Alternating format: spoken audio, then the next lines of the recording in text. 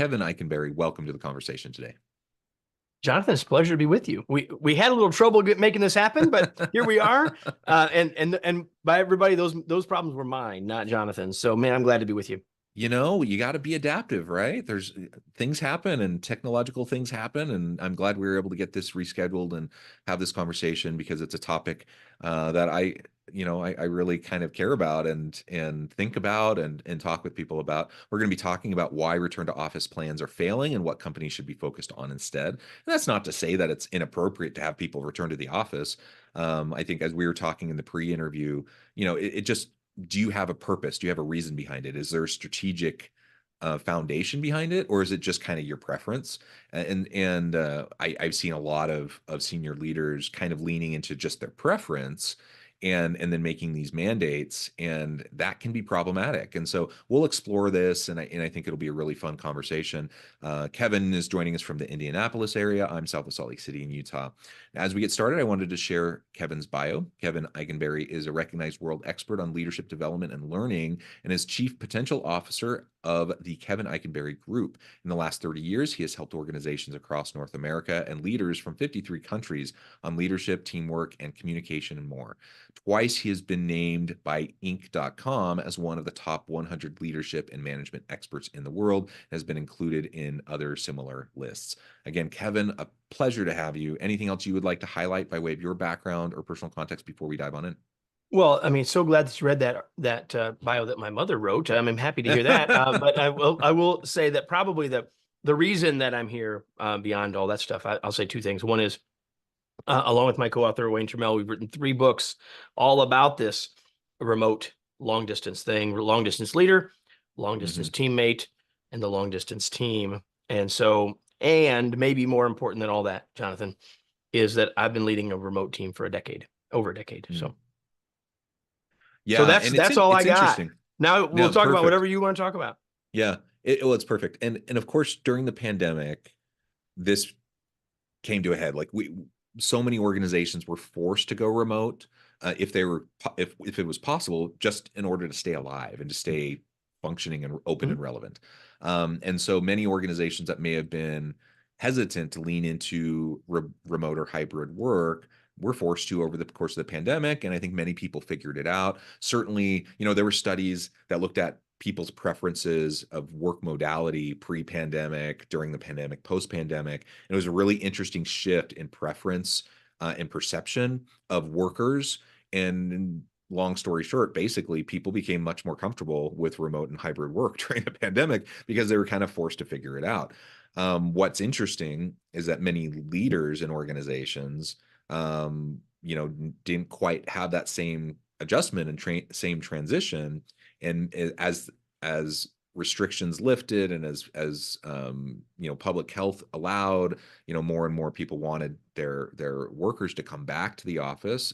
And this happened amidst this dynamic where people realized, oh my gosh, like the flexibility and the freedom involved with remote work and like being able to live anywhere and not having to commute 2 hours a day and, blah, blah, blah, like all these benefits that people recognized after having, a taste of it, they didn't necessarily want to go back to work. So all of this has been influenced heavily by didn't want to go back to the office. We got to make sure we're not saying they want to go back to work. They were working. Let's hope. To a physical workplace in the office. Yes, absolutely. And so while this has been shaped largely, at scale because of the pandemic, you make an important point. This isn't new. Like remote work, hybrid work has been happening for forever.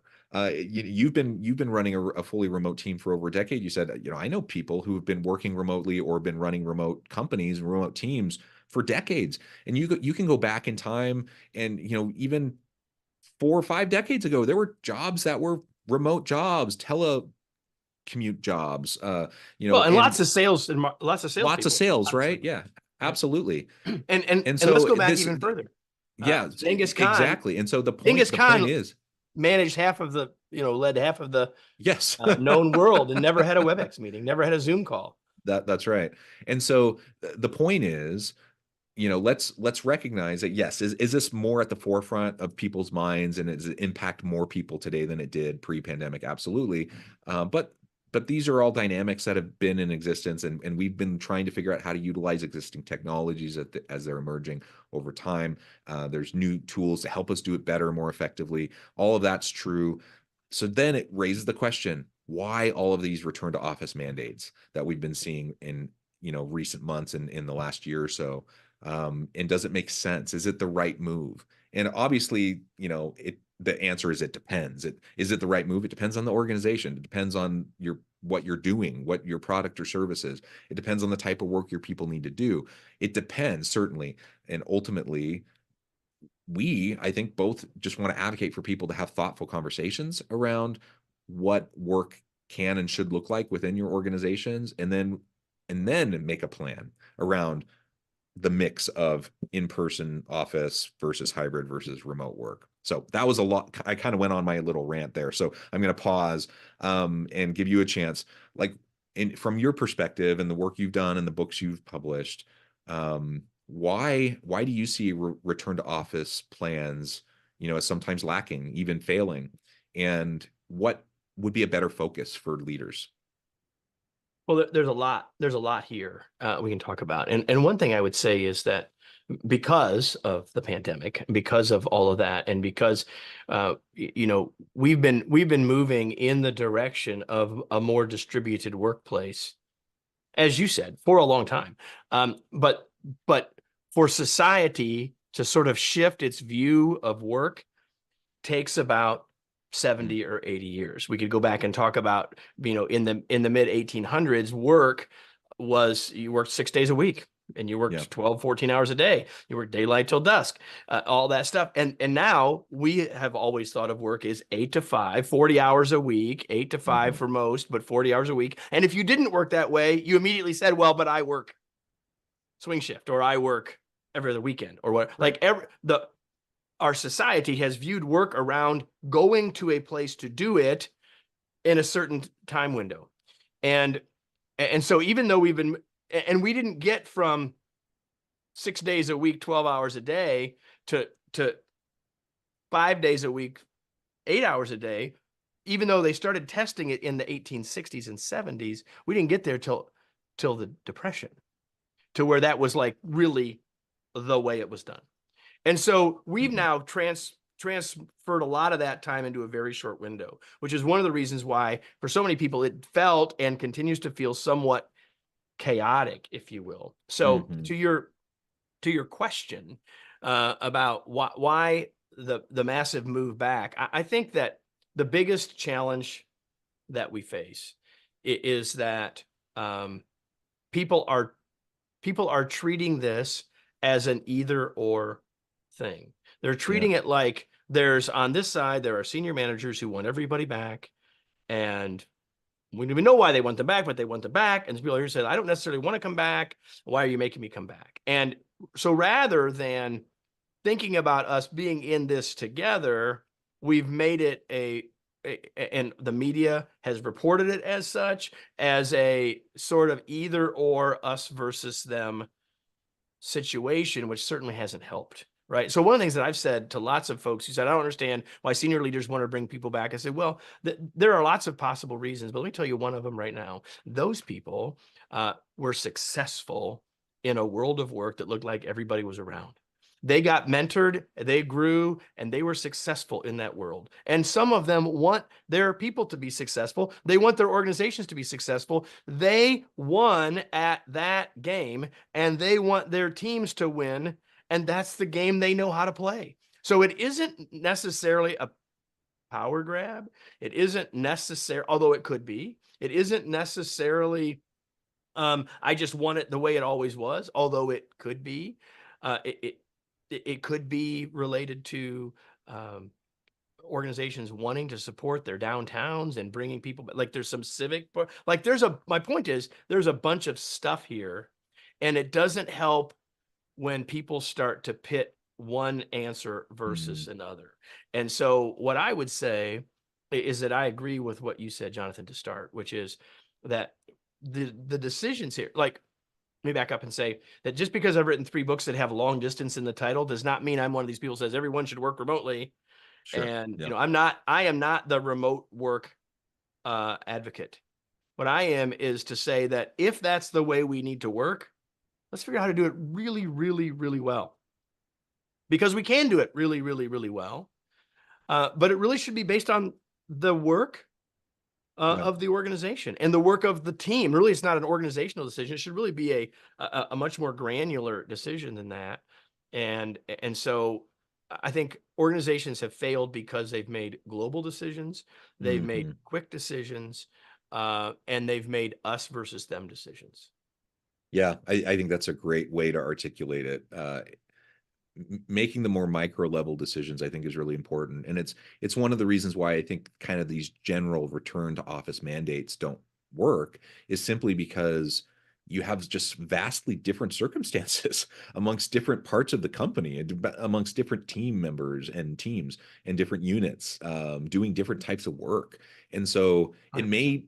may make all the sense in the world for certain parts of your business to be in person pretty much all the time. Maybe not all the time, but most of the time. And that is fine, and be able to articulate that and be able to explain why you feel that way as a leader.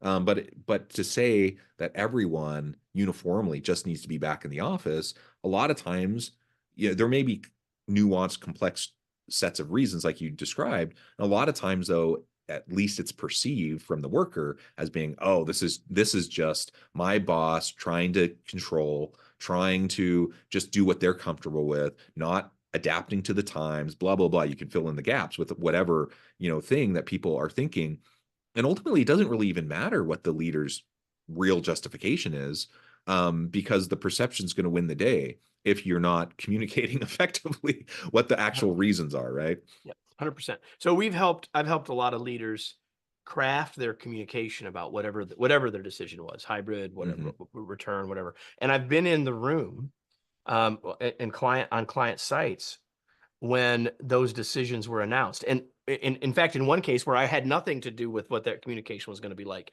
but I was sitting with a group of leaders because I was delivering a workshop, and they had this town hall meeting for leaders in the middle of it. So we stopped and we watched this. And and one of the mistakes that those leaders made, and one of the mistakes that a lot of leaders have made in this communication, is they haven't talked enough about the why. Why are we bringing people back? They've talked a lot about, well, I've already been back and it's really not so bad. I'm kind of used to it again. I kind of missed the commute, like all that stuff. Like that all rings very hollow if we don't start more with what's the business case here, right? And I think we're in definite agreement that it's a mistake to make this decision globally. It's a mistake to make this decision across an organization, but it's also a mistake to assume that everybody wants to work at home, because they don't. Right. Some Yeah, people that's are ready to be absolutely back true. in, really want that 2 days a week, 3 days a week in the office. Really, actually, I talked to someone just the other day that says, man, you know what? I actually am enjoying my commute because I have a break between when I'm at work and when I'm at home. And people forgot what that was like when all you're doing is walking through a doorway into the rest of your life. And all of, so like, the right answer for everybody and for every team is situational. And you said it early, it depends. And we should stop creating policy and start creating pilots, and trying Mhm. stuff and looking at it. And I think the location isn't even the only part of this equation. Right. The time of day is a part of this equation, and the nature of, um, are people 40-hour employees? Are they 30-hour employees? Is it okay for people to work a different time of day? All of those things. I believe the future of work is actually flexible. The word for us to think about here is flexibility, rather than trying to come up with what the new right answer is, because none of us know what that Yeah, is. I completely agree with that. Flexibility, just learning to be flexible, I think is important. And I agree. Like I'm all about flexibility and having some of both. There are times where it's super helpful and convenient for me to be able to be at home for a variety of reasons. But I also like going into the office. And I like interacting with my colleagues. And I remember it's been a hot minute because I actually, my main gig is I'm a university professor. I live a mile from campus. I don't have a commute. It like takes me 5 minutes. I could walk here in 10 minutes if I wanted to. And so, I don't have the commute, but there was a time where I did, and I had about an hour each way. And you're absolutely right. When that went away, on the one hand, I'm like, oh my gosh, I get all this time back. On the other hand, I was really sad about it because all of a sudden, I read a lot of books. Oh, I would commute on, on the express bus. And I'm like, I read a lot of books commuting, and I was like, couple treasured a week, time. right? A couple a week. Yeah. Unbelievable, right?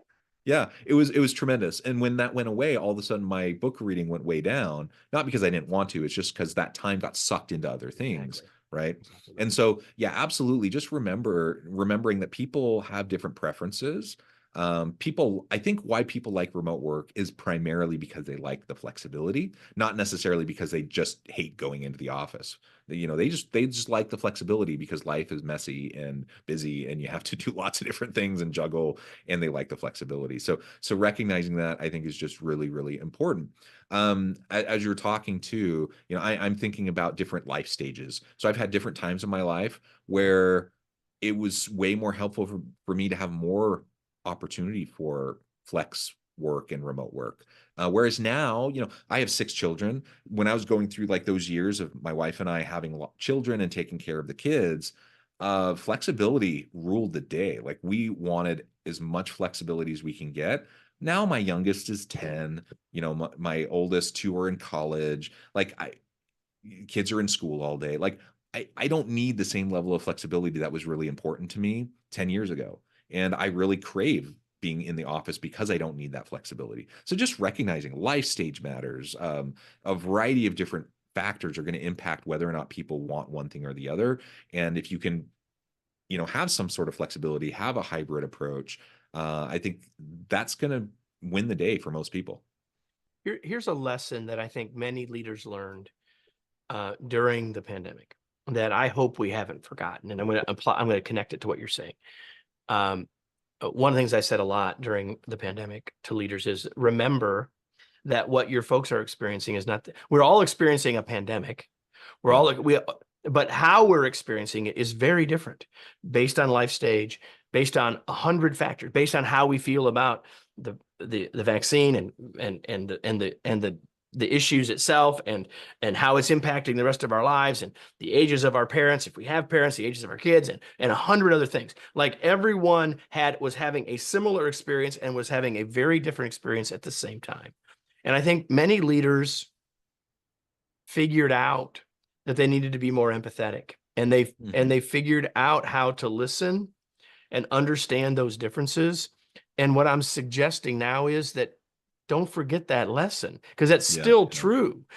Just because it's no longer the overriding factor is no longer a pandemic, doesn't mean that there isn't a need for us to understand that we're going through, like, you've got kids at home. My kids are 31 and 26. Like, they ain't home, right? And I don't have that. I'm in a different spot than that, Yeah, right? yeah. And so I have people on my team during the pandemic ranging from 30 to over 70. Like, they're all in a different spot. And so all of us have that, even if demographic it looks like they're not, we still all have these different things.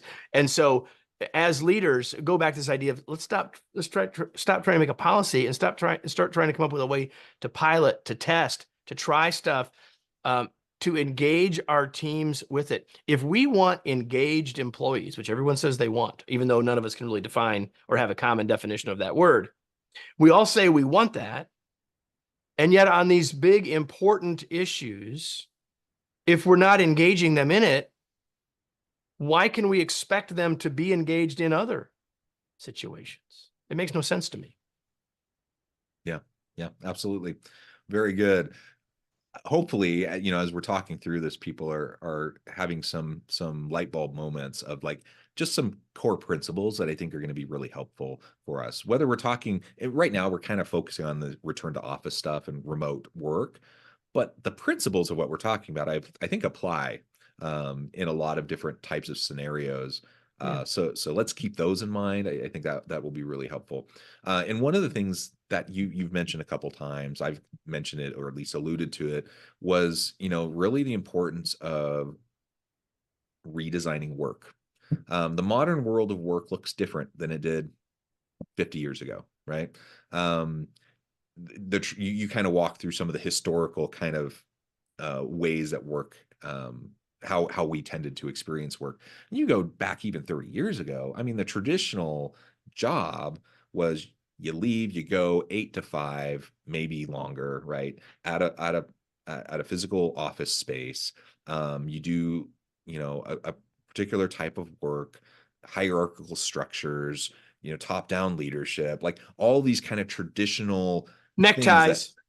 necktie suits and ties, right? Like, so you have all these kind of traditional norms that were established in a different age that over time, of course, we things like business casual tends to reign supreme now in a lot of workplaces instead of suits and ties, thank goodness, for me personally. But like there's lots of things that have shifted and changed.